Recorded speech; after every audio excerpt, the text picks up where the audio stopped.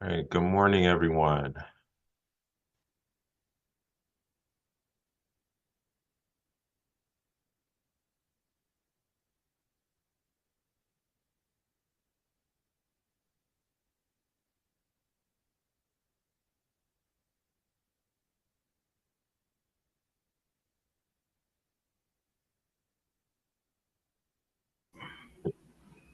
Okay. Can you hear me, Donate?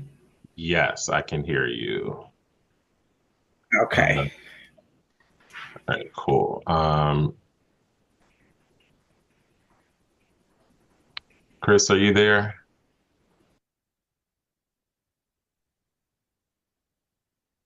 I am here. Okay, cool. Just want to make sure we can hear you. Let's see. Dr. Anderson got pulled into an urgent matter with City Council, so she may not be able to join us today. But if not, or if she needs to be late or something like that, she'll be able to watch the recordings if she doesn't make it back in time. And then I think we're just waiting on Dr. Adams. I see Mr. Jackson is here. So we'll get him in here in a minute. Um,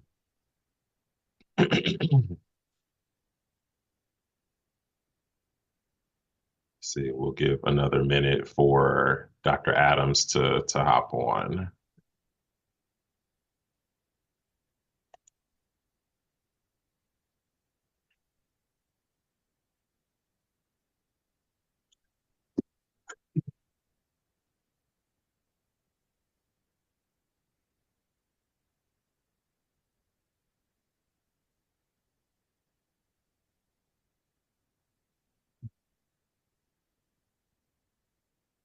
I think his class gets out at like 12:05 or something like that. So he may be a couple minutes behind.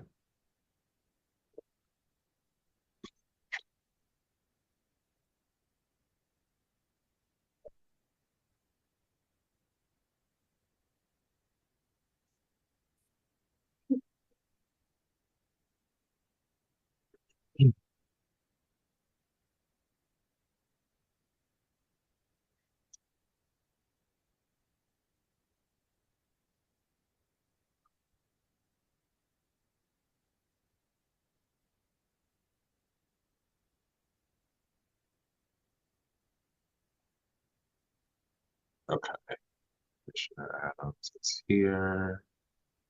Let's get him in here. Is all right. There we go.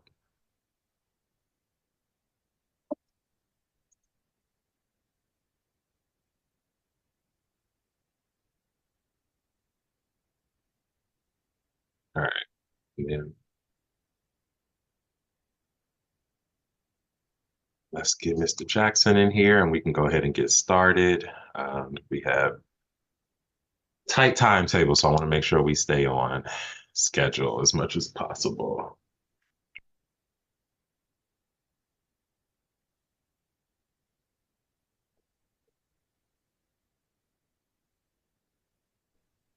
Sorry, I pressed the wrong button there. Sorry about that. Nope, all good, all good. Can you hear us? I can hear you. Yes.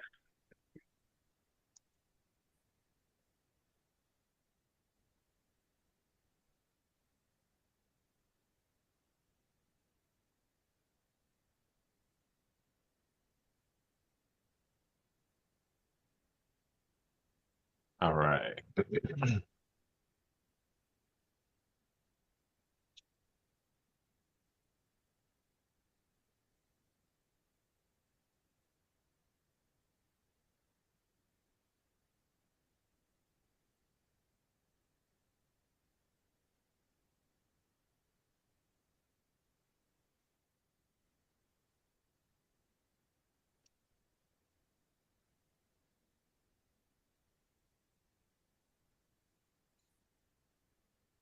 All right, so we will go ahead and get started. Oh wait, let me.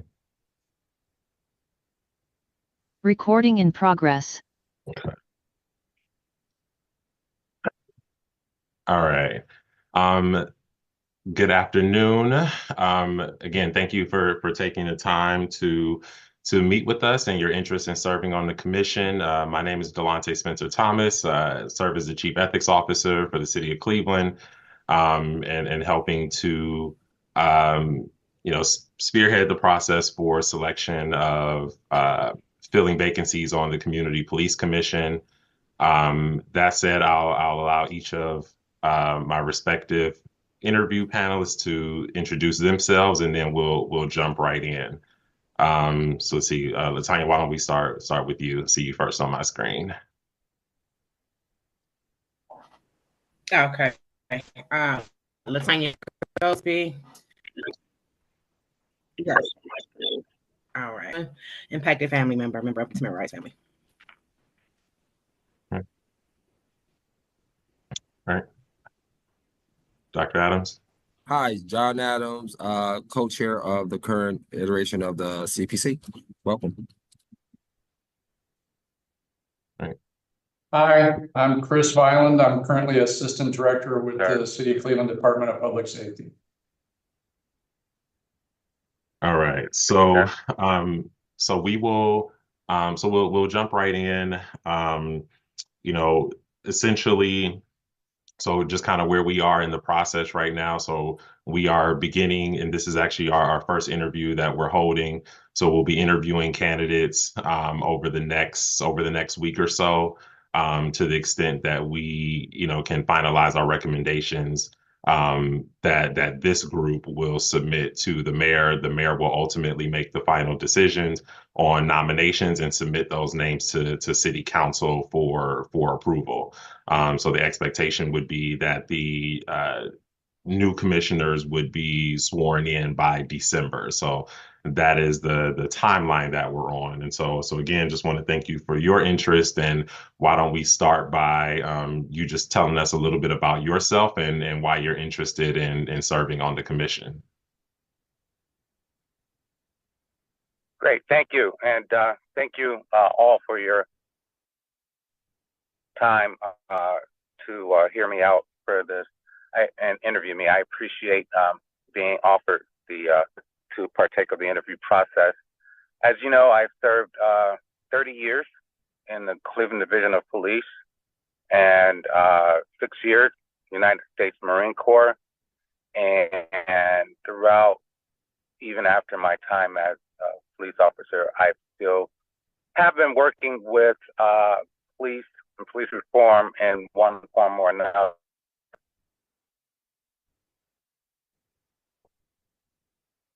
Really have 40 years of service I to my think country, my state, my county, the city. And that said, one of the information to assist. Hello? I think you're breaking up. I don't know if it's just me on my end, but you're breaking up a little bit. Can you hear me now? Yes.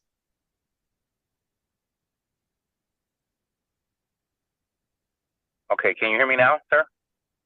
Okay. Yes. Yeah, so basically I want to be of service to assist to do good work.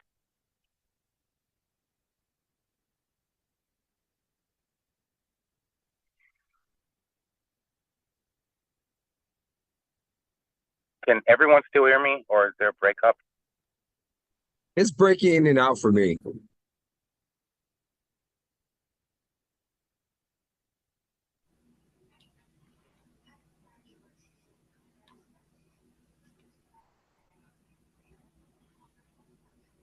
In a nutshell, if everyone can hear me, basically I have nearly 40 years of experience in service to the community, and I'd like to put that 40 years of service and knowledge to use with the commission to help the commission go further in its mission. Okay. And then if you can, I guess, speak to. Can you all hear me, or do I need to? Is it mine? No, I can hear you now, but can you hear us?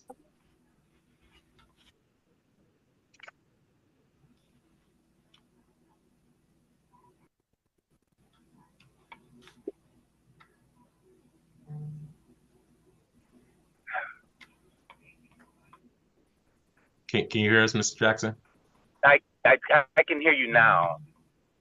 I wasn't able to hear you before. Okay. So we're just going to ask you. So you talked about your 40 or nearly 40 years of experience.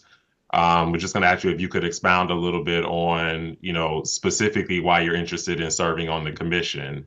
At this point in time, and then of course I'll pass it to anybody else with any other questions. Thank you. I've seen the commission for the last 2 years. I understand that it's in its infancy for this type of commission, and I'd like to assist it to move further to its mission so that it can get on the track of completing its mission for the next iteration, the next step.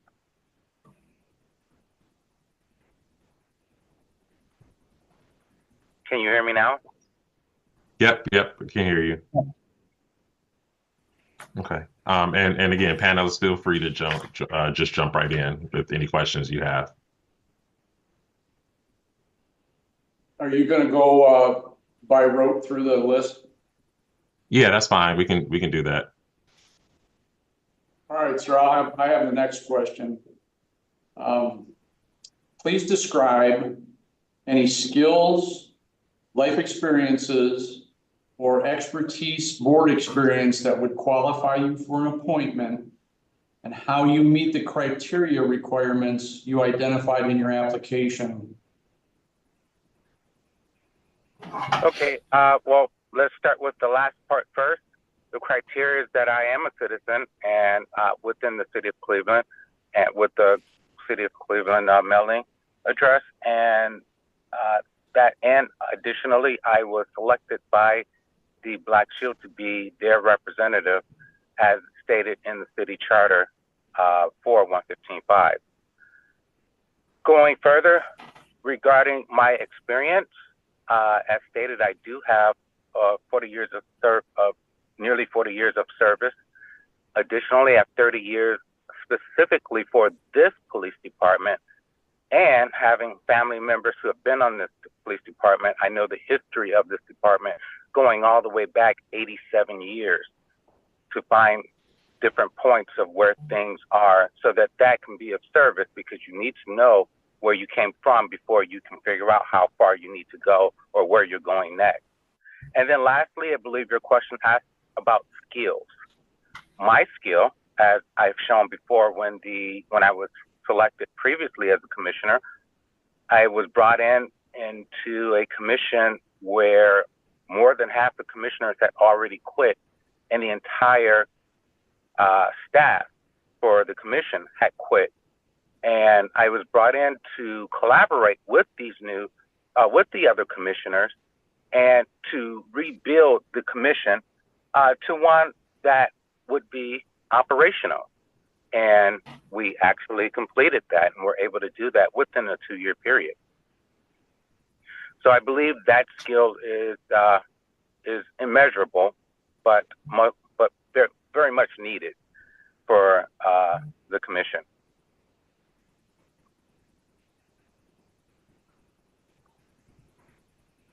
Does that answer your question, sir? Yes, thank you. Okay.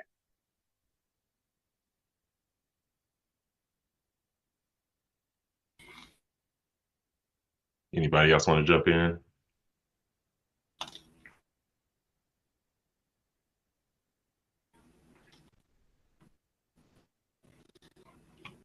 Well, I can keep going. So you mentioned. I have a question. What is your understanding of the consent decree?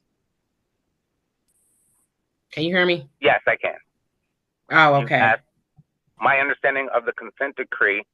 Yes, and Charter 115. Very good. Okay, so the consent decree basically is the beginning of the reform process for the Cleveland Division of Police. It sets out over 400 paragraphs, and in those paragraphs, it goes after specific parts of the operation of the Division of Police that requires some reform, or at least some data collection to figure out if reform is needed there or not, and to move forward in that regard. 115.5 is a continuation of that consent decree, so that it gives the commission a bit more powers rather than just recommendations to ensure that not only do we get to those 400 paragraphs within the consent decree, but to move further beyond that when and where needed, so that the powers of the commission don't end where the consent decree ends. 115 actually picks up. 115 in reality should begin where the consent decree ends, if that makes sense.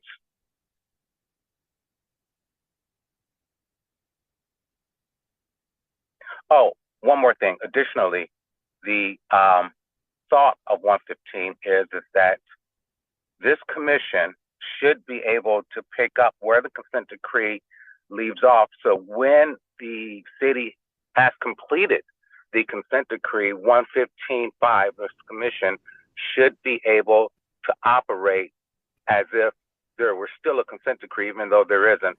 They will then be the body that will ensure that all these things stay in place and reform doesn't go by the wayside.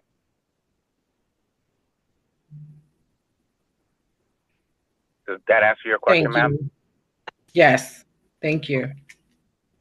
Can I jump in real quick just to kind of piggyback off that question? So I guess my question is, like you said, there's over 400 paragraphs of the consent decree. And I wanted to know, we have, lots of responsibilities in the charter.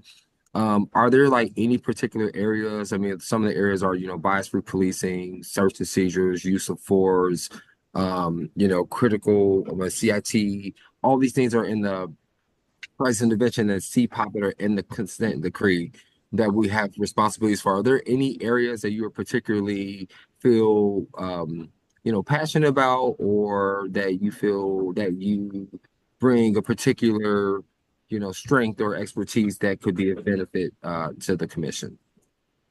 Wow, great question, Dr. Dr. Adams. I appreciate it.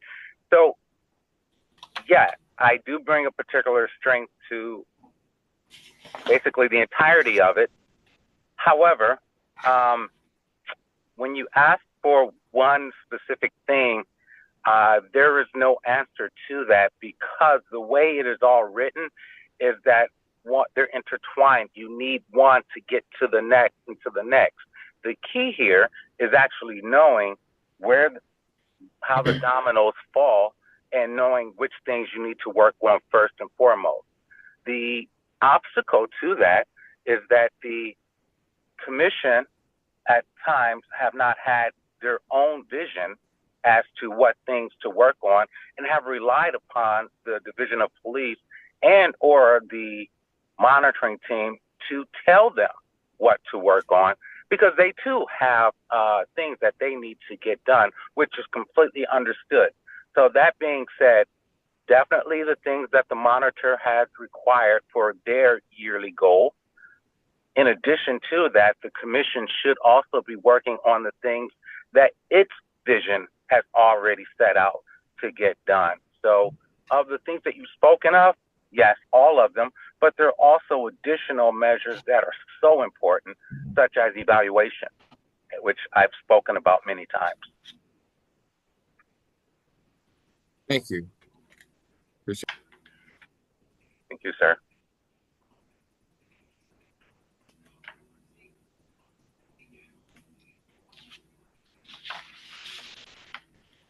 Sergeant, this is going to be a right in your wheelhouse question. what experience do you have, if any, with community engagement?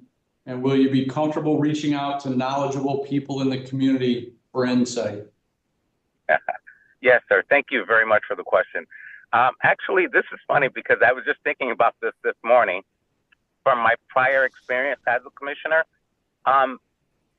It is absolutely critical that we have a commission that has the credibility to reach out to community people who have specializations in various areas of the law enforcement, and other matters, so that we can find the best minds to make the best policy. And yes, that is a priority if I were a commissioner, is to seek out those people and to ensure that we've got the best of the best when we're making policy.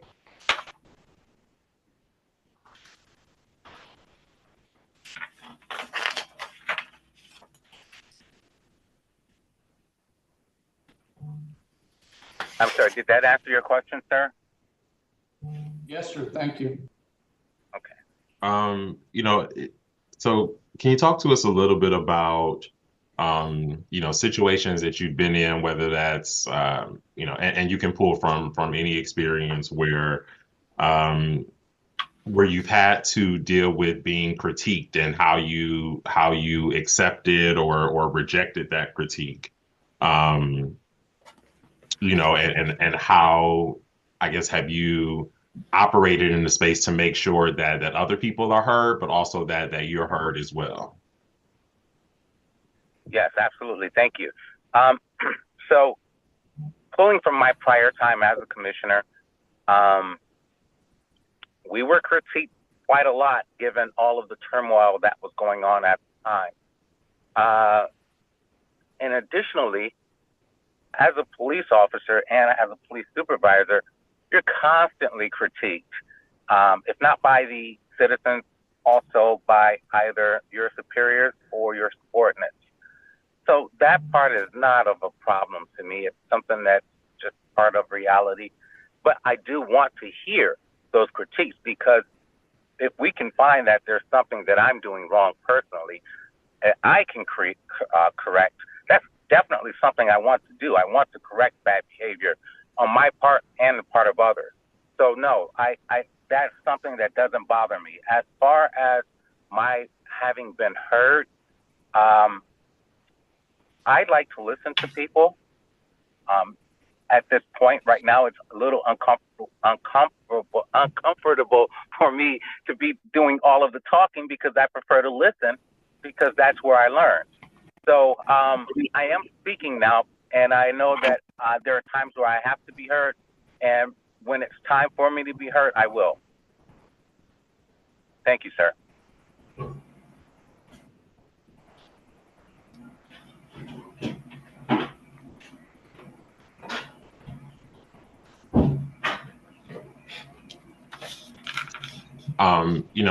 And I'll jump back in again. If there is, I guess, can you talk to us a little bit about your ability to withhold judgment, or if you feel like you can be impartial? So when there's an allegation of misconduct, when there's a policy that needs to be reviewed or a training that needs to be reviewed, right? I mean, specifically as someone who's had, a number of years of experience in law enforcement, if and how you can be impartial and being able to weigh in on that as a member of the commission. Thank you for the question, sir. I'm built upon evidence. That is where I'm built. That is my starting block. The evidence has to support whatever narrative that is being stated out there. I do not believe in the narrative as they are stated. I have to see the evidence to support it. So that being said, my impartiality lies within the evidence that is presented. So I don't make a judgment, can't make judgment until all the evidence has been submitted. Does that answer your question, sir? Yes, no, it does. Thank you. Thank you. Okay. I'm sorry, it's a little hard because I don't see people. Just a follow-up, sir. I appreciate your impartiality. If you could Can you hear me, Mr. Jackson? Yes, I can hear you. Thank you.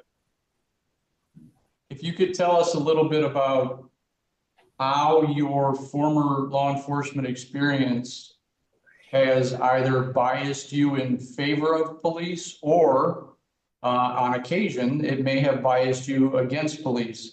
We all have our biases. If you discuss that for us, I'd appreciate it. Yes, thank you. Bias exists everywhere. Of course, I agree with you.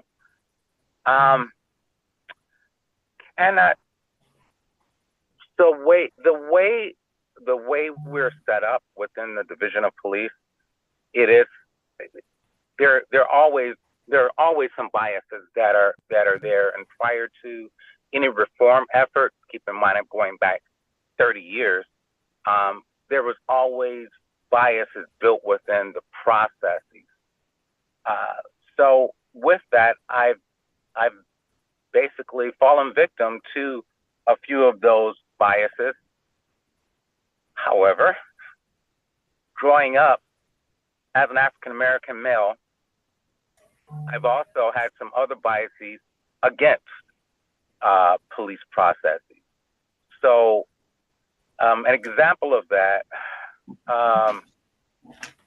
would be situations in other localities where I've seen officers jump to conclusions, not based upon probable cause, but merely reasonable suspicion. And I have seen that sometimes take place within the Cleveland Division of Police as well. So those are the types of things that I am biased against police when it happens in that regard. I prefer that the officers actually find true probable cause and not operate or act upon reasonable suspicion or just merely reasonable suspicion. And that is something that is very near and dear to me, that we act solely upon probable cause and not merely reasonable suspicion. As for the times where I was biased, an example would be I was biased on the side of the police during a time where I actually was involved in a chase where a 29-year-old male kidnapped a 12-year-old girl. And of course, other things happened there. The chase ensued. It was at midnight. It was like 1 o'clock in the morning. And the person actually went off and hit a car. I ended up catching the person. So in that, I guess because I was involved, I'm a bit pro-police. And that one, because a car did get hit, but we were able to save the girl, and we were able to apprehend the guy. So that's probably one where I was pretty biased towards policing. I'm actually I'm also a member of Noble. I don't know if any of you know what that is, but as a member of Noble, there are times where what we do is we actually help police leadership to be better and to be the best they can be. These are a few of those instances where police leadership has to understand what is going on in the moment and build in proper structures so that bias doesn't creep in so much for or against the police. And that is also something that's a guiding light for me, or would be a guiding light for me as a commissioner. I hope that answered your question. I know I went a lot of different ways with that, Superintendent, but I wanted to give you the full spectrum of it. No, that was well stated. Thank you. One additional question I had, so the commission's duties and responsibilities are pretty exhaustive as outlined or defined in the charter. Just curious as to, which of these responsibilities or duties are of most interest to you, and maybe which ones might be, of least interest in terms of, where you feel like you would really dig in and contribute. Good question. So I am not locked into any particular portion of the work. I'd actually like to work on as many areas as I can. If the commission has processed its vision properly, then all of these different areas that are being worked on will be set out properly in timelines so that those things sort of fall like dominoes. So that being said, I'm not locked into any one specific area of it. I'm familiar with basically every area of it, with the exception of grants, and that is where I would like to be of use. Okay. No, thank you. And I think the last question I have before, check for anyone else is about the time commitment and whether you feel like you truly have the time to commit to the work. So as you may know, the commission, they're meeting as a full commission once a month. The commission also, or each commissioner also has responsibilities to serve on at least 2 subcommittees that may also meet once a month. And there may be additional special meetings or other work that's being done outside of those meetings. And so, we recognize that it is a substantial or significant lift. And so just wanted to gauge your thoughts on having the time and the commitment to doing the work. Thank you. Thank you so much for that question. When I was a commissioner previously, I actually put in 20 hours or more per week, and that was without being paid. I did all of that for free. And when I became co-chair, my first term as co-chair, I was putting in nearly 30 hours per week. On my off days, I was spending all my off days there at the commission, working on things and making sure that each of the committees had the resources that they need in order to operate without interruption. Here, in this iteration of the commission, I applaud that we're finally looking for people to work 12 to 15 hours per week. That was one of the staples of the work, that if you were getting at least 12 hours per week from each commissioner, the change will be immeasurable. So, well, not immeasurable. You can measure the change. I'm sorry. The change will be great, and the change will happen not very quickly, but at least be visible. So I myself, I have actually set up my lifestyle to where I can put in at least 12 hours per week, if not more, so wherever I'm needed. So I prepared that, and I would hope that every commissioner going forward on this new commission would prepare their lives for such a thing, because the work we're doing is too important to try and treat it like it's just a hobby. No, thank you. Thank you. I appreciate that response. Anything else before we wrap up from any of the panel?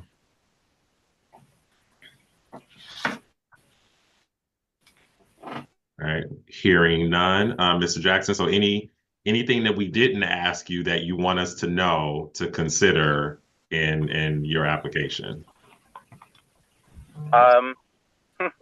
Yes, I'd like to say in closing that the 115.5 was built with community members and police in mind. Therefore, this commission was set up to be of service to both the community and the police, not just one or the other.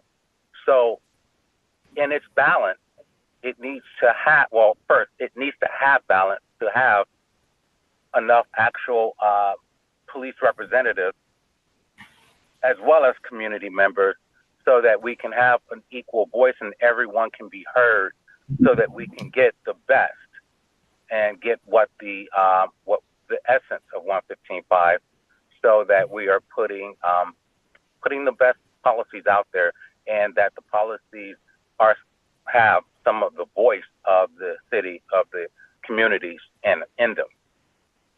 So with that, I want to thank you all for listening to me. I know I'm speaking a lot, but I do thank you for your time. Okay, no, thank you for taking the time to meet with us. So as I mentioned earlier, we'll be continuing to conduct interviews throughout this week and next week. And then once our committee has had an opportunity to convene and make recommendations, you will be notified. But if you have any other questions or follow-up information, feel free to reach out to me directly, and I'm happy to answer any questions, concerns, or any follow-up that you may have. Thank you very much, sir. I appreciate it. All right, no problem. Thank you very much. All right. Have a good one. Have a good day, everyone. Bye-bye. Thank you. All right.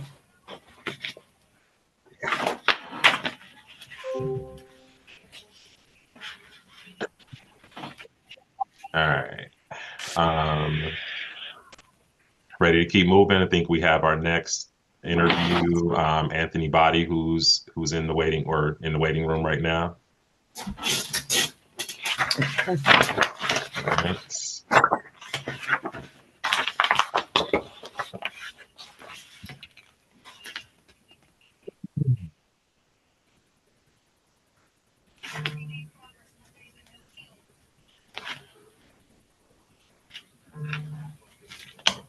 One second. Yeah. Good morning or afternoon. All right. Good afternoon, sir. How are you?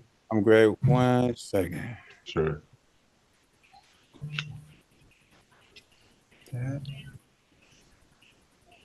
Later.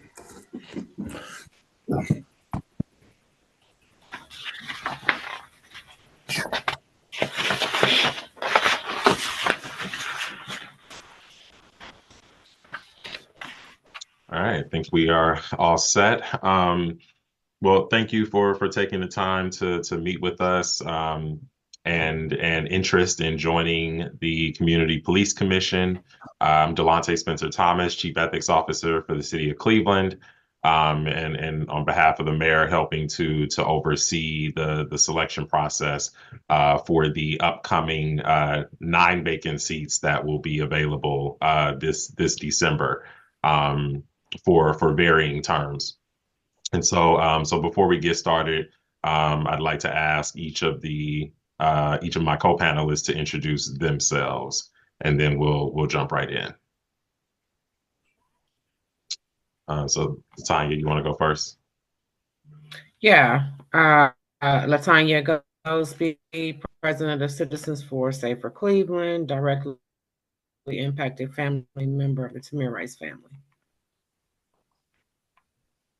Hi, I'm Chris Vineland. I'm currently Assistant Director in the Department of Public Safety, City of Cleveland. I'm John Adams. I am one of the current co-chairs of the commission at the moment. Welcome. All right. So to get started, why don't you tell us a little bit about yourself and why you are interested in joining the CPC? Anthony Body, Cleveland resident, Glenville resident, or it was a Glenville, born and raised in Glenville, but City of Cleveland resident. Just navigate for sort of say the outsiders, folks who've been impacted by the system, folks who necessarily don't have a voice. I've been somebody that's been directly impacted by some of the injustices of Cleveland Police Department. I was once previously on the inaugural police commission.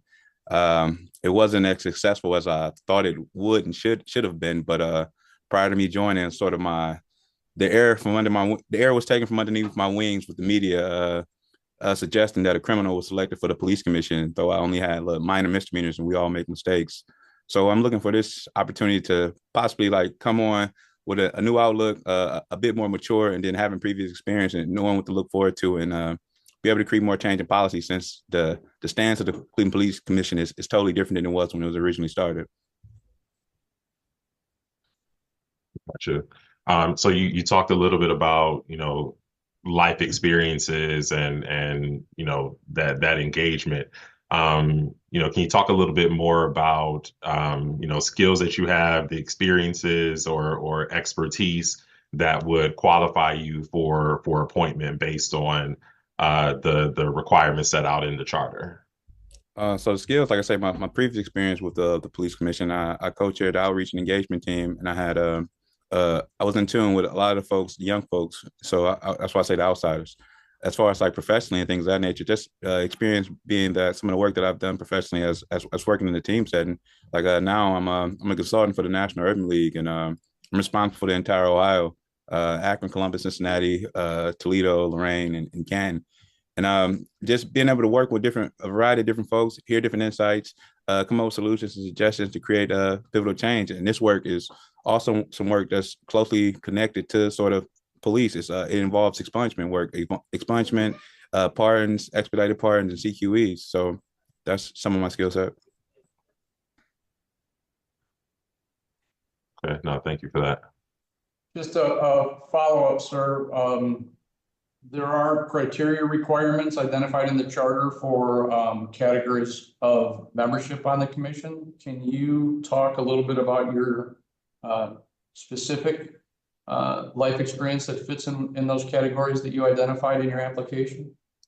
We talk about most recently. I recently sued the city of Cleveland in 2020 for when I was arrested during the George Floyd arrest. That was after my stint on the police commission. I was riding my bike to go get someone out of jail. I was working for the Bell Project at the time. I was riding my bike downtown. The ordinance stated if you lived and worked downtown, you should be able to move and walk freely. Well, I lived on East 9th and my office was in Tower City, and yet and still, some officers that were familiar with me from the Glenville neighborhood vice detectives still arrested me and took me to jail, and I spent 24 hours in jail unjustly. So that's one experience. It was instances where I had guns pulled on me by police officers. It was instances when I ran for city council. It wasn't Cleveland police, where I was charged with a DUI, and that was ultimately ended up dismissed after the election was over. So I have a lot of interactions and unjust interactions. And I will also say, like, I'm not anti-police, I'm not pro-police, because I have several family members who are currently on the force still and who are retired members of the police force. But it's just that's my experience.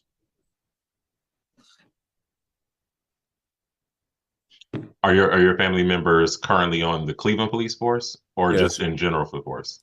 The Cleveland, not the police commissioner force. I have a cousin that's an officer. Gotcha.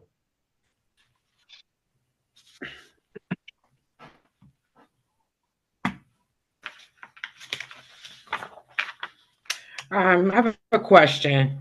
How do you see the oversight role of the Community Police Commission impacting policing in Cleveland? It's the same as I saw in the past. It's like this here's a pivotal moment where we can like create some true change if we get like buy-in from the city at large, get buy-in from people who are directly impacted by the police. Like my last stint on the police commission, one of the biggest issues I had was oftentimes we have folks that attended the meeting were middle-aged white women who never really had interaction with Cleveland police or any of the injustices and so forth, but they're giving input and insight on some of these policies. So the folks who are directly impacted are the experts, so to say, weren't giving their input, their suggestions and so forth and so on. So we weren't able to pretty much enact any policies that truly brought about change. So this is an opportunity, like I said, for me to come back on and implement some things and create some true change. And then like with the new hiring practices, getting more people involved and just engaged to change the police force for the better.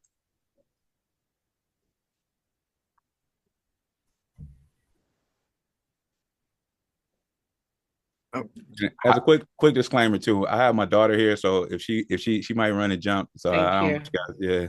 Yeah. Oh, good. I wanted to ask a question. I wanted to it's like a kind of like a couple parts, but I wanted to know, where do you see yourself fitting in on a 13-member, the CPC? I know you've had some previous experience with that. Like what role basically do you see yourself being an asset in? And like in what ways do you think you could be an asset? There can be lots of different personalities with 13 people. So how do you see yourself fitting in that way? As a connector, so to say, like a connector, sort of an expert. So like I said, my field would be outreach I would prefer outreach and youth engagement and the outsiders, folks who have been impacted by the system who aren't normally civically engaged. So engaging those folks and getting them more involved in the process.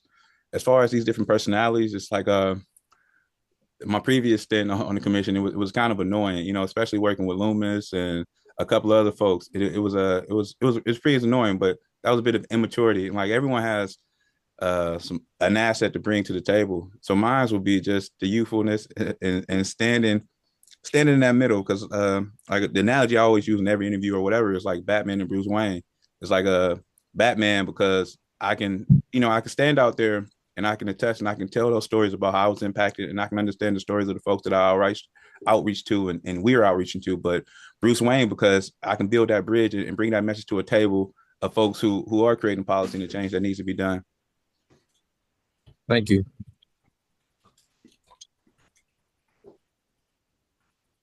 So just as a follow-up to Dr. Adams,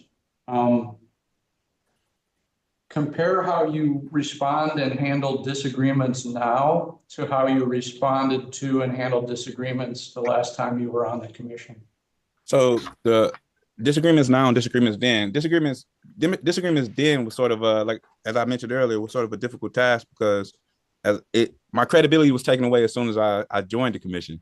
So it's like I really didn't have the ears of many, and people really didn't listen to some of the input that I had. Where when I left, some of the things were implemented, but now it's everything's been on the up and up. So I tend to listen to everyone, and it's a way, it's a method to my madness and being able to articulate my message, but also get people to see things from my side of view, my point of view. So just being able to meet people in their common places. Like I'm a community organizer at heart, so we all have something in common, and we're all here for a common goal. So being able to bridge that gap between everybody.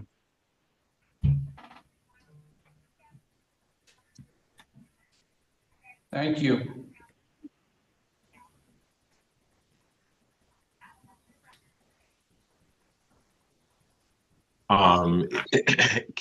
So I guess I still want to build on that a little bit more too. I mean, if you can talk to us a little bit about, you know, how you'll be able to come into kind of this new version of the commission, correct? Because one of the things that that the charter amendment did was, you know, the commission has new powers, new responsibilities, new authority, right? And so it's designed to look, even in terms of you know, the commissioners themselves, in terms of, you know, criteria to be selected, right? So much of the commission is designed to look and operate much differently than the previous version of the commission. Mm-hmm. And so I guess I'm just interested in kind of, you know, kind of how you feel about that, how you'll be able to come into this new version, right? Both with the experience of the previous version, but also recognizing that this is new and you know, with new functions and new opportunities as well. New functions, new opportunities. Like the first version, I view that as it wasn't taken seriously, so to say. Like it was a trial and error. Like it was new.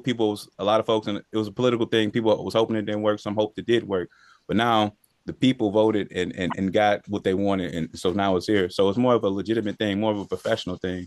So professionalized the CPC, but in that professional setting, bringing forth those policies that we want to implement in a professional manner, because oftentimes our voices wasn't heard. Like now with the charter being changed and it being in city law and so forth, it allows us to really put forth that effort to put those GPO, like assess those GPOs, make different law, or like with the ordinances and stuff like that.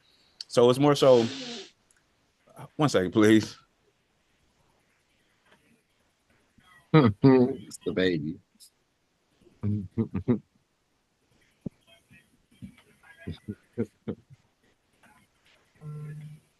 Yeah, I apologize, but mixing it's just again. I keep using the term bridging the gap. It's like with these policies, the CPC has more powers now, and these like legitimizing these powers and getting more involvement. One of the things that we failed upon, since it was frowned upon or it wasn't taken seriously, was getting true engagement and truly educating the public on the powers and what we were here for. And like I always use the analogy of POC, the powers in the people and the politics we address. So the politics that we're addressing right now is changing the way the interaction between police and community. And that's the goal.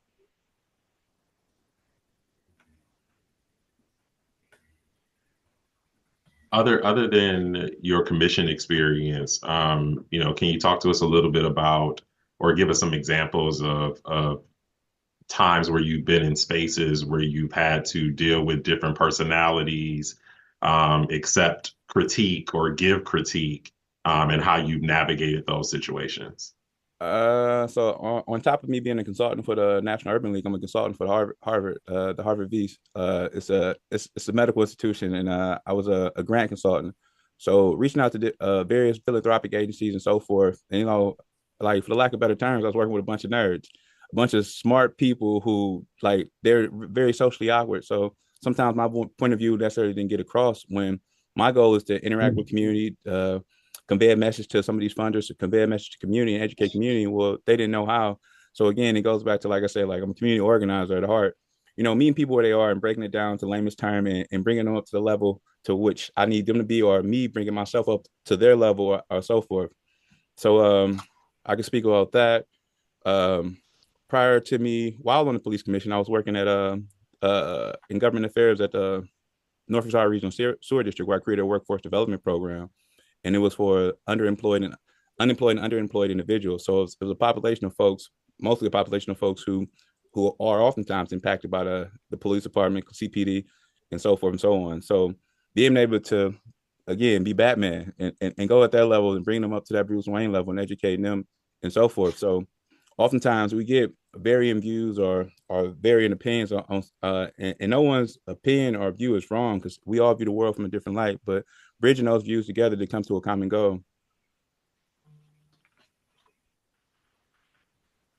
So one of the questions here is, do you feel that you possess the ability to withhold judgment where an allegation of misconduct has been made until all the available facts have been presented and considered?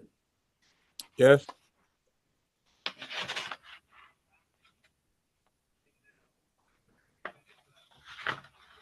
Have you had to do something similar to that in the past? Talk about my staff. When I had staff, like it can be accusations and things from my staff, and it's like I can't jump to conclusions. We have to do a thorough investigation, do my due diligence, and make sure that everything pans out the way it is. Hear all parties, all sides, and look at all evidence. I guess more specifically, have you been in situations where there's something that comes before you or something that requires you to be engaged in? And I think the reality is we all have biases. We all have impressions that we're going to have, right? We're going to hear a set of facts and think like, okay, this was messed up, or this was wrong, or this was whatever, right? And so I guess situations where, how do you balance that, right? Like, how do you balance being able to withhold judgment when you may feel strongly about whatever the topic is that is coming before you? Yeah, emotions sometimes take over all of us, but we got to use logic and things. So logic and facts. But I say jury duty, or me being subpoenaed to come to court often, like I don't say often, but subpoenaed to come to court to testify and give my facts and things of that nature, to hold my opinion, no matter whether I think it's wrong or right. So just being unbiased, like just unbiased to hear the facts. Like, we all hold things near and dear to us that oftentimes can steer our heart in one direction. But again, we can't lead off emotion. It's like just like being able to use your heart and your mind at the same time. It's a healthy balance.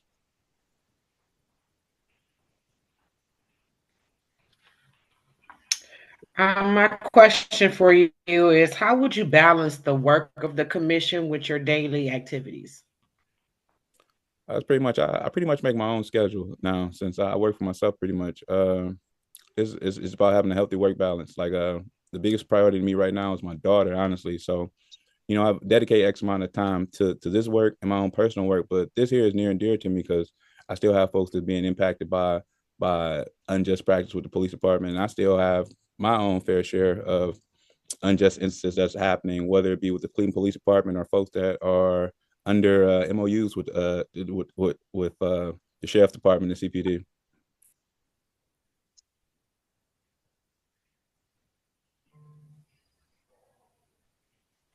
Can I follow up Latanya's question. So I want to follow up that because I think one of the things that is important, I think, in order to do what you were saying earlier, which is to basically take this commission and basically use the authorities that we have and take it to the next level.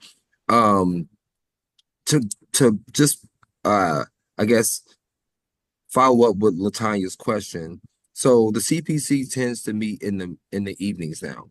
Mm-hmm. So I know that we had come up with a schedule where we found a day monthly that worked for the majority, like for all the commissioners. So we probably will have to do something like that again as we get the new commissioners. But I just want to make sure, will evening meetings during the week, is that going to be something that's going to be able to work with your schedule? Like I know that you're saying that you can make your own schedule, you have a lot of flexibility, but I want to be clear that we're going to have meetings, committee meetings and full commission meetings in the evenings. In addition to that, we are at a point where there will be a heavy amount of reading, particularly if you were a part of something like a policy committee or a training committee or an accountability committee.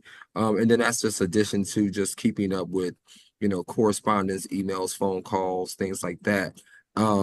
Would that type of structure, be something that would be able to fit into your schedule?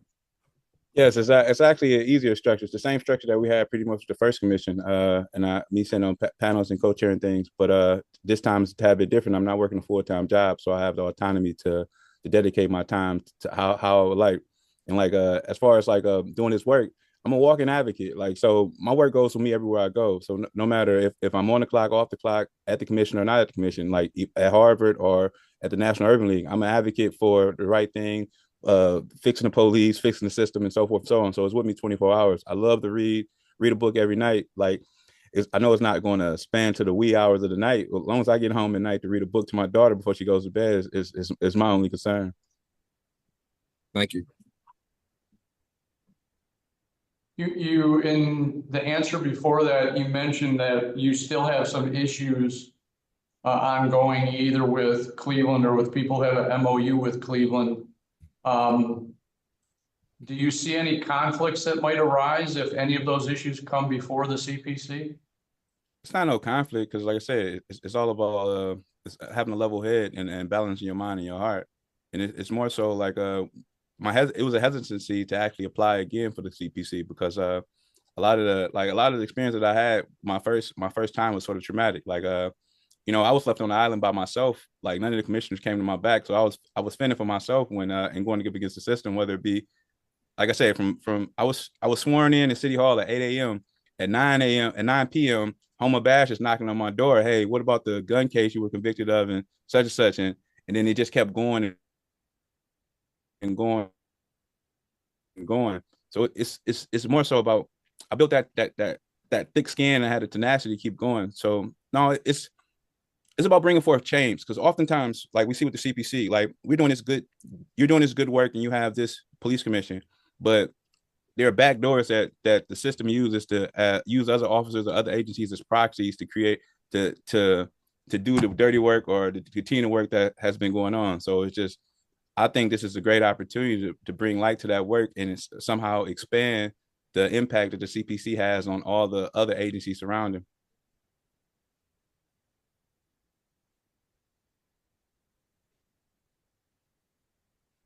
So to answer your question, no, it's no conflict of interest. It's just right is right and wrong is wrong. And I'm here to stand for what's right. Thank you.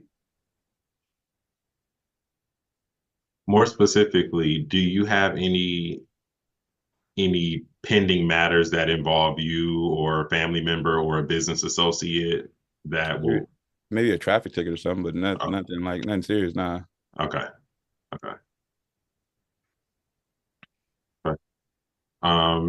Anything else from the panel? All right. Is there anything else that we didn't ask you that you'd like us to know to consider? Commissioner Adams is it goes back to why I said I was sitting on the island by myself. I see a lot of the chaos and things that's already going on internally within the commission now, but it's what sort of structure have you guys constructed to sort of be as a safety net for your peers, a support team? Because you only as best as, like, burnout is real. So you can only give good input if you're refreshed and you're not burnt out. And some of those traumatic experiences in the media, the police, and so forth and so on it can burn you out and be traumatic. So what systems that you guys put in place to support, your co-chairs and so forth? I mean, if I'm the answer, honestly, I think that's something that we're trying to figure out. I think, this full commission was new. And I think that, I feel like as a co-chair right now, we're trying to prop everything else up and hold the rest of the commissioners up and support them, because it's been a rough couple of years. So I think that what we're looking for, I know what I would like as we enter our third year is that I would like to have, commissioners that I know I can rely on, that, are willing to pick me up and, carry the load sometimes, but I just, I'm willing, and I think other commissioners are willing to step up and support and, do what we need to do to keep the work moving. But we also need people who are on the commission who also have those traits that when, it's needed, the other way around. Absolutely.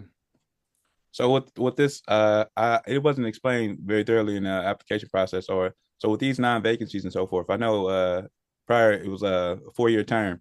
So they're year 3. Some are immediate vacancies where some folks resign and some are pending, whatever.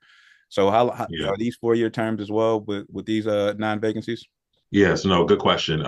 So of the 9 vacancies, 3 of them are by way of resignations that were recently submitted. And so those resignations were those of 4-year commissioners. So 3 of these spots will fill the term or the remaining term of those 4-year commissioners. So 3 will have essentially 2 more years, and then 6 will have new 4-year terms. And so then going forward, essentially is set up to where 7 commissioners terms are up in 1 year, and then 2 years later another 6 are up, so the terms are staggered. But of this 9, 3 will be for 2 years, 6 will be for 4 years. Okay, cool. So how was the selection process decided who's to get the 2 years and who's to get the full term? The way we have done it is that we have done it completely random. And so that with the first iteration or with the previous iteration of the commission, that's how that's how we did it. There hasn't been a final determination as to kind of how that lands going forward. But I can give you the historical context to note that with the previous cycle, each commissioner was entered into, we did kind of like a random generator of sorts to assign them. So they weren't intentionally assigned any one way. Okay. Last question. How soon do you guys expect to bring commissioners on board and want them to start to get sworn in? So we'd be looking to do that. I mean, almost immediately. So the commissioners' terms and as well as the resignations, these 9 spots will be open this December. So the expectation would be that new commissioners are sworn in December. And then with the holidays, et cetera, it's probably reasonable to expect that the first meeting with new commissioners would happen no later than January. So again, the commission has been meeting once a month on the 4th Wednesday of the month. And granted that could potentially change with the new, with the new members as you guys talk about schedules and things like that. But but that would be the expectations, that we would swear in new commissioners by December and by January hit the ground running. Cool. Oh, one more question. So with the selection process, and you guys can answer the question as much as you can without telling too much. Like, so to make up the commission, I was aware of most of the folks who were on the commission before. It was a little funky little mix. But how was the makeup, or as far as applicants now, like as far as folks who are experts as it relates to, so to say, policy, like from academia or whatever, and then as far as experts who have experience and so forth and so on, because I know even like before, like on the commission, you know, there were some folks who just shouldn't have been there, or everyone has a valid opinion and valid insight, but to this particular topic here, it was kind of an awkward situation. So what is the application pool looking like versus to what's already remaining? Sure. I mean, so I can say what I can say is, you know, from our review of the applications from this cycle, we had, I believe, just under 50 applications that were submitted. You know, and we believe we came across a number of really good candidates. I think these interviews will ultimately help us to determine kind of more to that question, right? Kind of what people's qualifications are, what their experiences have been. You know, it's one thing to have something on paper, it's another to be able to talk about it and share kind of what your role actually was in that. And so so I think to the first part of your question, you know, kind of to be determined, right, as we continue through the interview process. But our goal and responsibility is to make sure that we follow what's outlined in the charter. And so that's our baseline. That's what we're sticking to, you know, to make sure that we comply with the charter requirements. Perfect. And then lastly, just to close out, like, so I just want to show the balance. Like, so prior to me being on the commission, I was a community organizer with Famicos Foundation. So I worked closely with the 5th District with Drummond and Commander Hill. So Drummond and I had a great relationship. It was more so of community outreach, doing things in the community, introducing officers to the folks in the community, and just building that bridge to try to build community.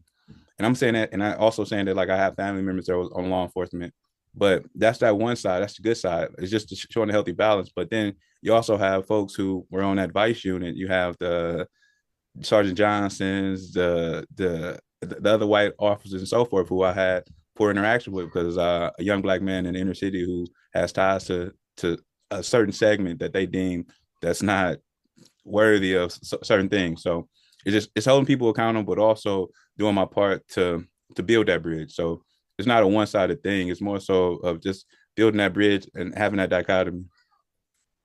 No, I appreciate that. Appreciate that. Okay, so if you have any other questions, comments, concerns, you can feel free to reach out to me directly. If you have follow-up questions, is what I meant. And then, you know, happy to answer those. But again, we'll be continuing to conduct interviews throughout this week and next week that are scheduled for right now. And then once we, you know, move forward in the process, we will circle back. All right, thank you. All right. Thank you for taking the time. All right. Pleasure meeting on you. Bye.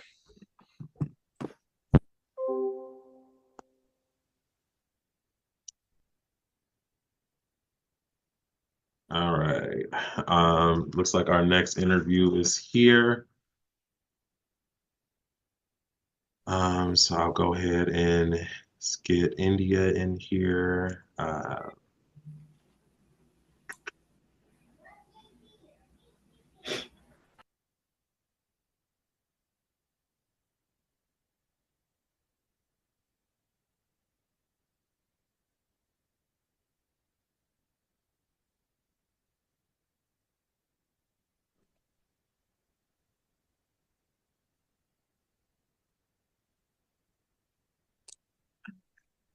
Okay.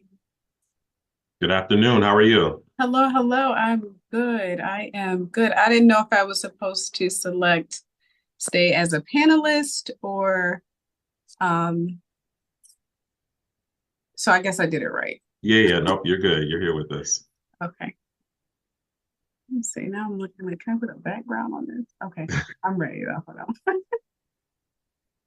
Okay, I'm ready. Oh wait. Okay. All right. Well, good afternoon.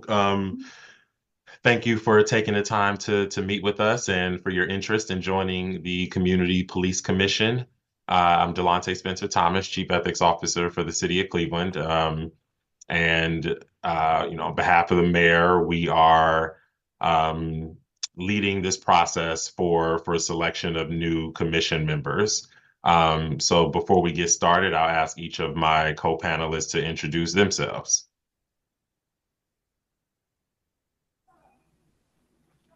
I'm John Adams. I am one of the current co-chairs for the commission. Ms. Thank you. Hobbs. Yes. My name Oh, is Tanya Goldsby. I think you're cutting out a little bit, Latanya.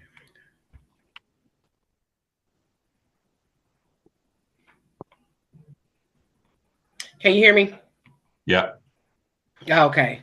I don't know what's wrong with this internet today.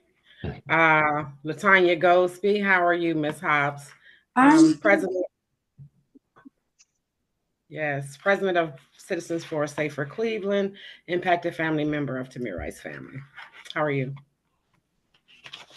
I'm good. Hi. Thanks for having me. My name is Chris Violent. I'm currently Assistant Director in the Department of Public Safety for the City of Cleveland. All right.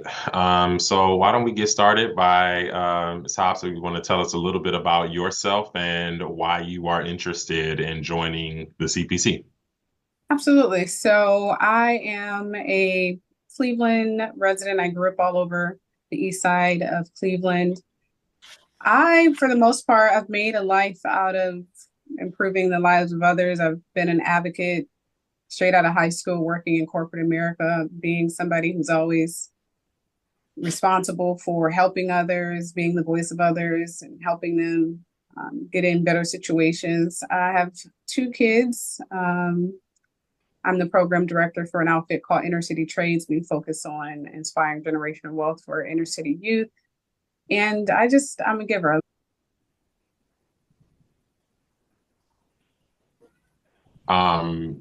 If I guess to expound on that a little bit, so you want to talk a little bit about kind of your knowledge of the Community Police Commission and why specifically you want to be involved in this space.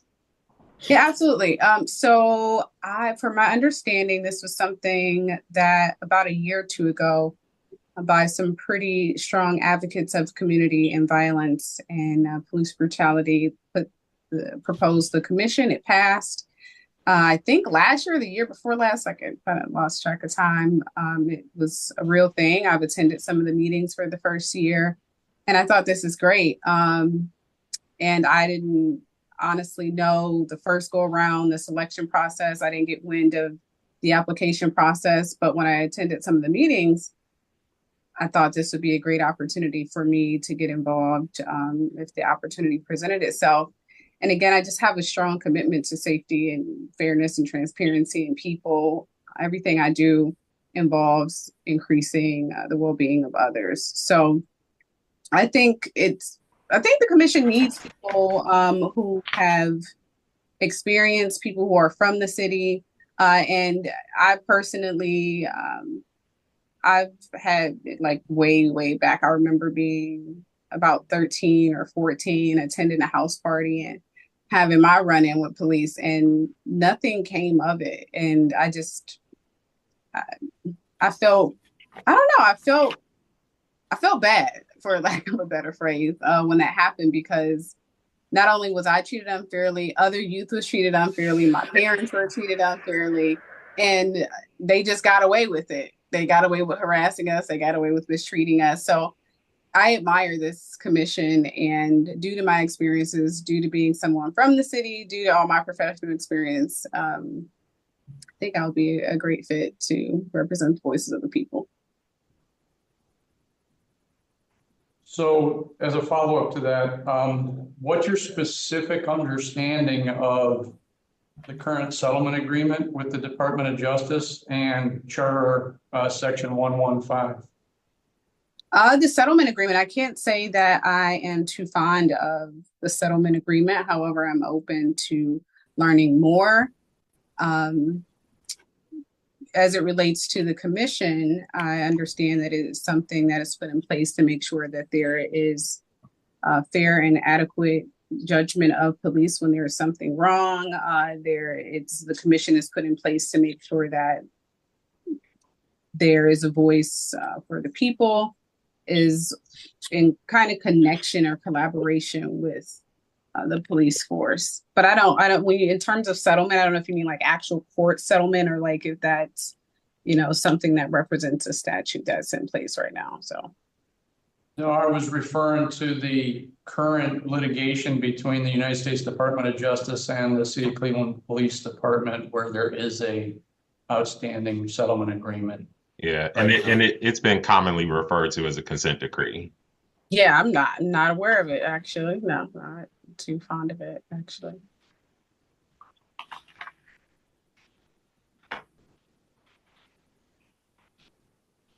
But I can look it up after, or I'm willing to learn. I can definitely. Now I'm interested in knowing what it is.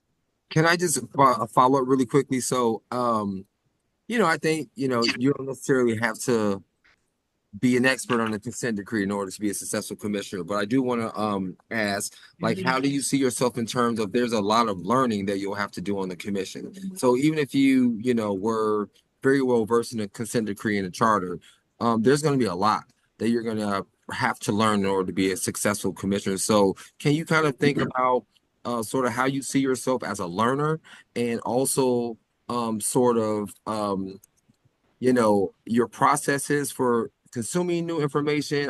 I guess I'm trying to get at, like, how do you receive information, process information, and then sort of like, what do you do with it? Absolutely. I'm a learner. I love learning. I'm a hands-on learner. I like being hands-on, like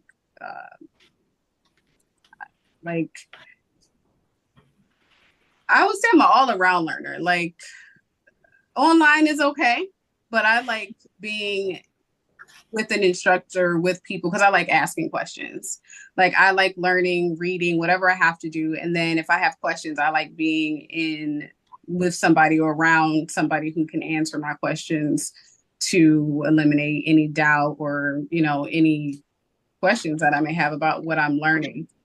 There's no problem with learning. I mean, that's what life's about for me, learning, continuing to learn. I figure that's how you get better, and not only better, but that's how you become more efficient in serving the needs of people and yourself. Thank you.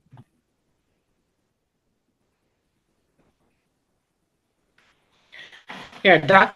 Adams mentioned, that this commission requires a lot of reading, and the workload can be kind of heavy. Can you tell me how you would balance the work of the commission with your daily activities? Yeah, I will prioritize it. I do have a lot going on, but prioritizing is key. So making sure that I understand the commitment that's necessary, and making sure that I prioritize the work that needs to be done for the commission. We have 24 hours in a day. I'm sure, and not only 24 hours, 7 days a week. I'm sure I'll be able to fit it in.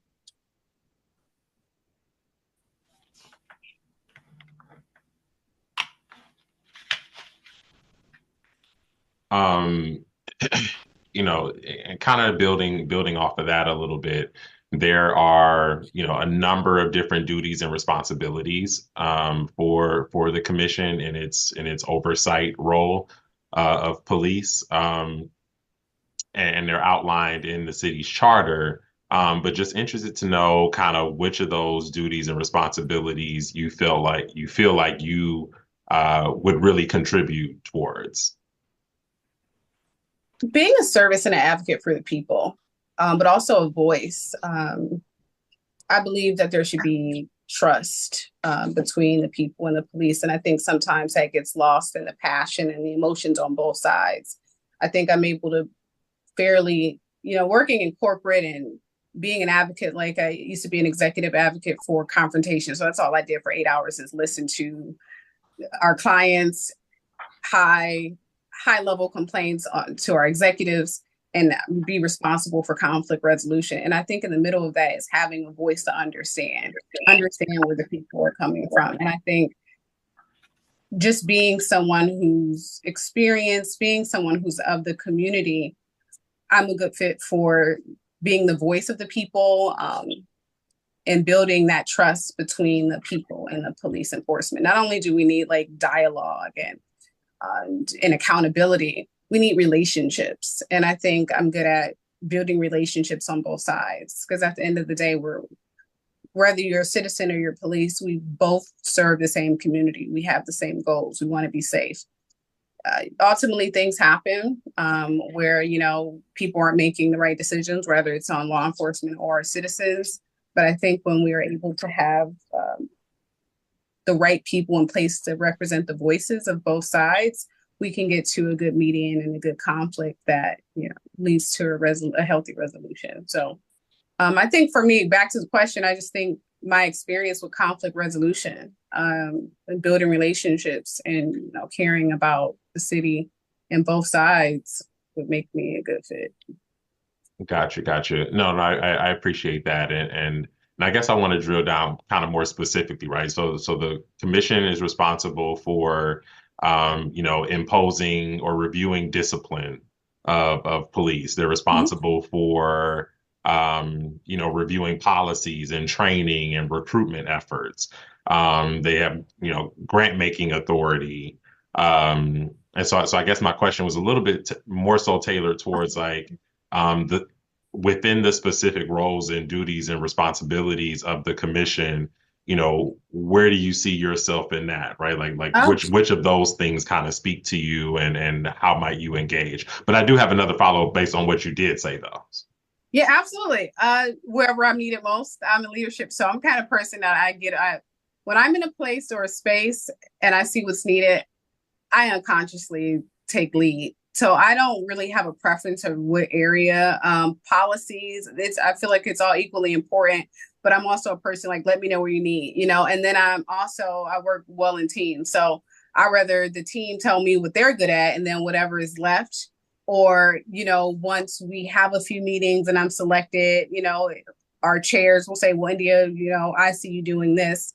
Being a leader, I'm the executive director for a home care organization as well. So just being a leader, I'm well versed in doing all different things. And I just ultimately do what needs to be done. Yeah.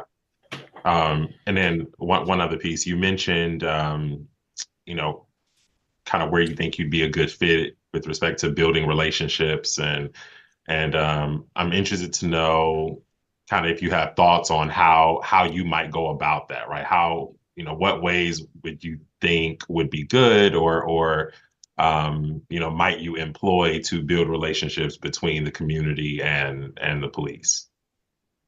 First, listening. I think that's really important. Listening to both sides, trying to mediate. I think when it comes to building relationships between people and law enforcement, we need to see each other more often. We don't need to see each other when somebody's being punished or someone's being arrested. I think we need to have more community events, maybe monthly, quarterly, to build those relationships, having allies within the department. But I think it all starts with listening. Because if you're not appropriately listening, you don't understand what the issue is, you're not understanding the needs or the wants of whoever you're serving. So listening first.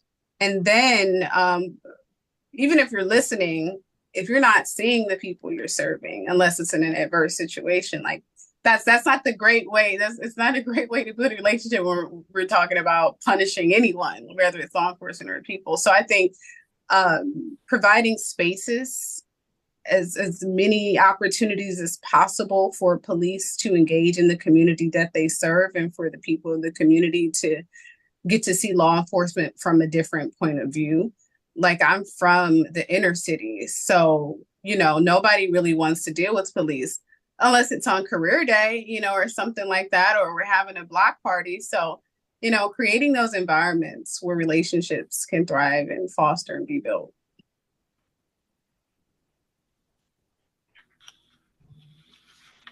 Ms. Hobbs, you mentioned that you have experience with conflict resolution. Can you share an experience you had dealing with conflict and how you handled that situation?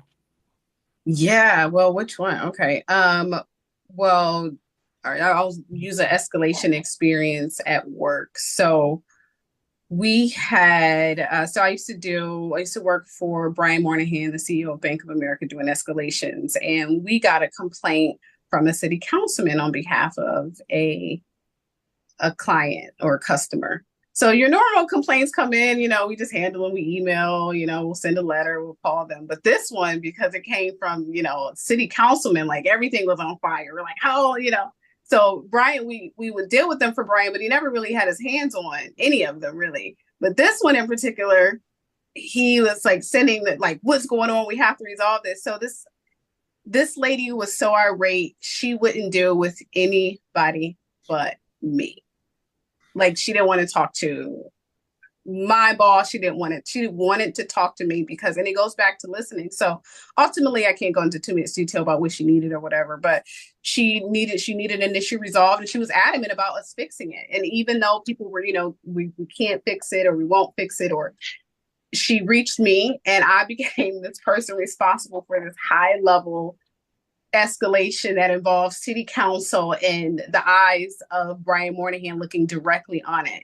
And I handled it by listening and by understanding. And that's what it came down to. She told me, like, India, I only want to deal with you because I feel like you care. I feel like out of all the people I've talked to, you really care, you're listening, and that you're going to help me. And ultimately, we were able to work something out where we resolved her issue.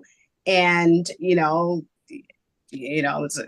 was resolved, and, you get the thank yous and good job here and there, but I handle it just by listening to both sides. I mean, it's sometimes difficult when you're in corporate and you can't do what people want to get done because there's certain guidelines, there's certain policies and procedures in place that we can't just do that for you because we have to do it for everybody.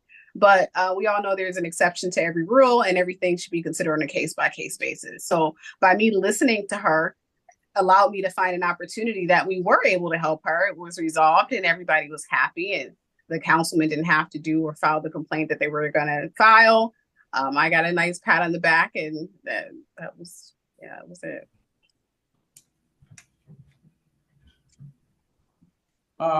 Ms. Hobbs, can you describe for us any experiences that you have with community engagement and your ability to reach out into the community to the right people for insight? Yeah, that's pretty much, that's what I do on a daily basis. So I mentioned that I'm the program director for an outfit called Inner City Trades. So what we do is we offer workshops in the community, libraries, schools, and this involves partnership, right? So I look to work with anyone that I can to make sure that we are able to effectively deliver this information to the kids. So I reach out to the directors of libraries. I reach out, like, I'm in Ward 10. So I reach out to my Councilman Harrison. We talk about what we can do to try to make this something that I don't have to come out of pocket for, or something that we can do to expand the reach. I'm also a director for the Better Business Bureau. That involves reaching out to small business and reaching out to other directors and our CEOs, making sure that we're in a situation or in a position to be able to not only grow as an organization, but be there. Like we say, we're going to be there for small businesses. I'm on the Parks and Green Space Steering Committee. That involved, it's a lot. So basically, how don't I do it, right? I'm comfortable. So it comes back to corporate, like growing up in corporate, like being an executive, working with executives, I'm comfortable with reaching out on that level. Because at the end of the day, again, we all share the same common goals. And corporate taught me how to communicate, effectively with these people who are at a high level in a way that's not only emotional, but effective, right? It's effective. It's in a way that's intentional. So what have I done? I mean, I've worked for a high level executive. I work with a number of organizations in the community, Neighborhood Connections. I work with them on a lot of different stuff. I volunteer every chance that I get. But I think your question was to make change. The Parks and Green Space Coalition, we're actually working on building a committee because we want to do stuff like plant flowers in Coit Park versus, Metro Parks is great. So we, as a steering committee, we're actually working on creating a coalition or a committee that will work with the city of Cleveland for those small things. You think it's like easy to plant flowers in a park, but it's not. Like, it's actually a crime. Like, if you go plant flowers in your local park, you can get in trouble by the city. So we're actually working with some city leaders, high-level people at Trust for Public Land, to make sure that our residents are able to beautify our community with permission in a way that makes it easy to do so. Thank you.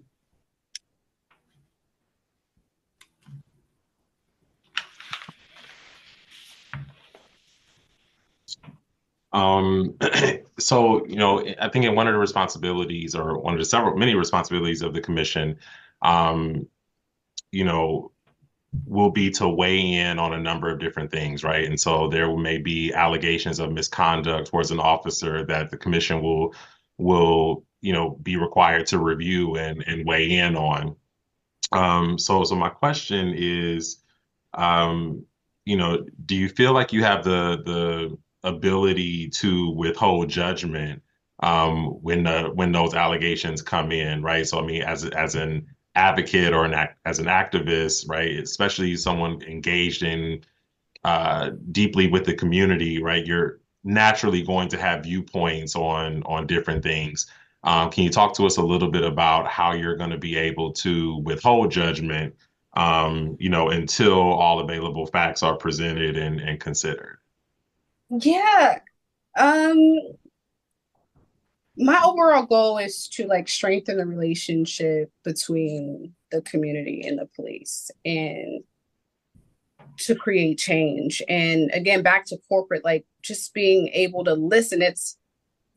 I know it's in these positions, it's hard not to judge, but it goes back to what I said earlier, listening. So I see myself just being an effective listener, being able to rely on the other commissioners to do what they do, and really be the commissioner that is the medium, like the mediator, the person who's able to listen to both sides, help strengthen the relationship, and come up with the best appropriate resolution.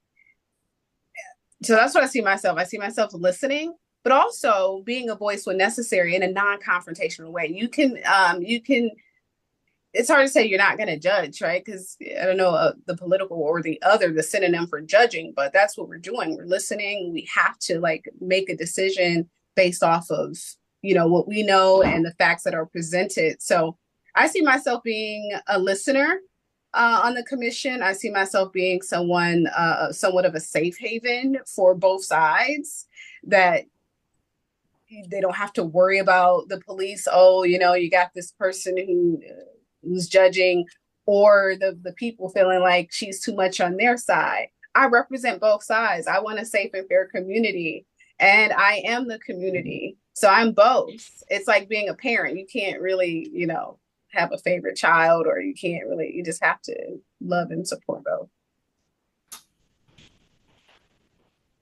No, thank you. Anything else from the panel? I do have one last question. Disagreements, whether it be with the commissioner or a community member. We know that these the CPC commission meetings are open to the public, and the community attends those meetings and things like that. So how would you handle a disagreement either with a commissioner or a community member? And could you give me an example of that? Yeah, being, again, a mediator, I'm a peaceful person. I love peace, right? I love peace. I think if there was like a situation where somebody was first listening, right? Like, let people speak, right? Because you have to understand the voices of both. If you have an angry police officer or an angry community person, let them speak and let them get out. So one, I would not interrupt. I would not interrupt the feelings or opinions of the public or the people who feel like they need their voices heard, right? Because I've been to some of the meetings and I see how heated they can get. And then if it were to get heat, I mean, like when you say a disagreement, do you mean like just two people going back and forth? are you saying like somebody who's like threatening to shoot up the place, or like, I mean, if it's that high level, like somebody's threatening to harm others, of course I would, I think there's like police there, engage in the proper authorities to de-escalate that. I'm not going to jump in front of a bullet. But if it's just like two people disagreeing, one, letting the person know whatever they're saying, they have the right to say, that's a constitutional right. And letting them know that we understand where both are coming from. But if we're like on press for time, I understand where you're coming from. Maybe this is a one-off. We can, contact you later or put you with the right people. But, for time's sake, we have to move on. Or the matter that you're expressing your frustration about, this is not necessarily the appropriate group or time. But, maybe if we're allowed to do that, giving them my personal contact, maybe we'll have, I'm sure, maybe hopefully a work contact, and being able to work with those people, whether it be law enforcement or them independently. But I would handle a disagreement by listening to both sides and trying to advocate as much as I can. But I think it takes a village, right? So I don't want to silo myself to think like I'm going to have to be in control, or I'm going to be in control of all of these things. I would lean on the team as well to, help us de-escalate that kind of situation. Thank you. All right.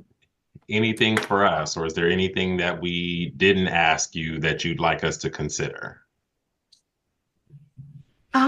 What is the appropriate way to, maybe de-escalate something that's getting heated?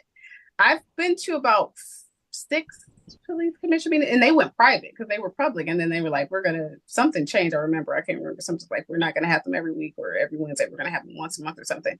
So I stopped going. But what is the appropriate way, do you feel, to de-escalate if, things are out of control? Is there like a protocol, or? I think it depends. I think it depends on the situation. The commission itself has rules and bylaws that it has passed that it should be, operating under, in terms of how meetings should be ran and things like that. And so, I think the standard is, or should be, following those rules and bylaws, right, for decorum and otherwise,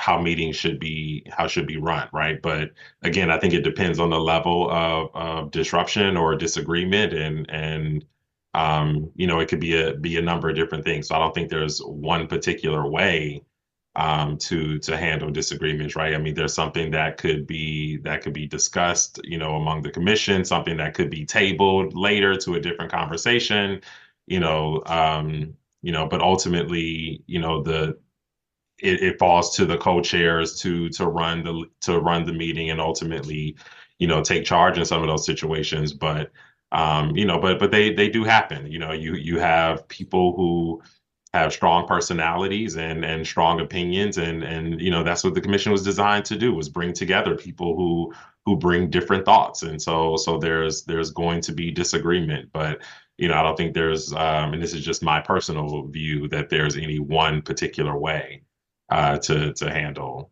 things. I think it just kind of depends. Okay, let's see what other question I think I have. So what's next? What's after the interview process? Sure. So we'll be continuing to conduct interviews through this week and next week as of right now.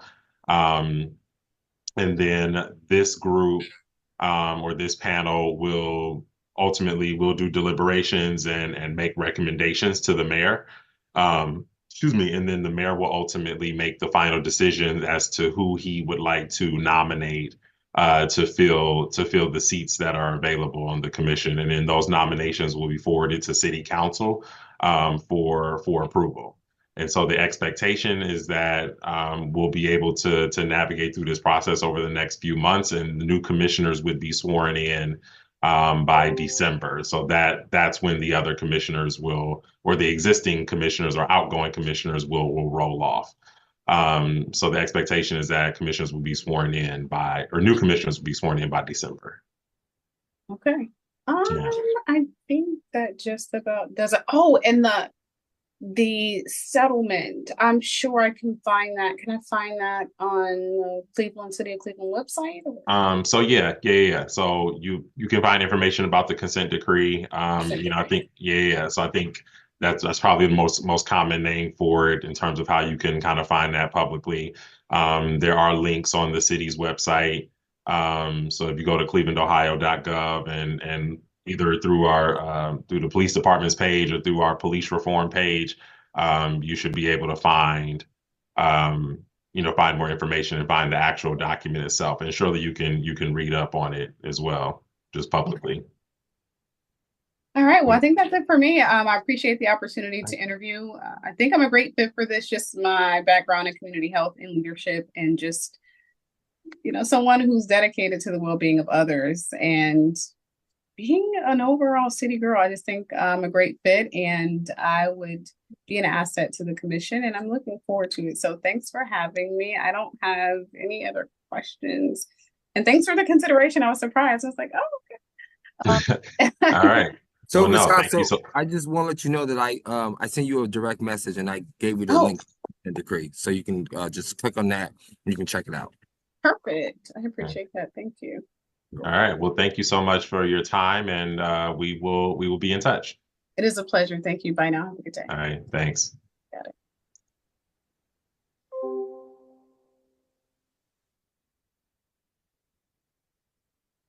Recording stopped. All right. Thanks, everyone. I think Latanya sent an email that her connection dropped, but we're wrapping up. So that's all for today, and see everyone back on Thursday. Thanks, Chief.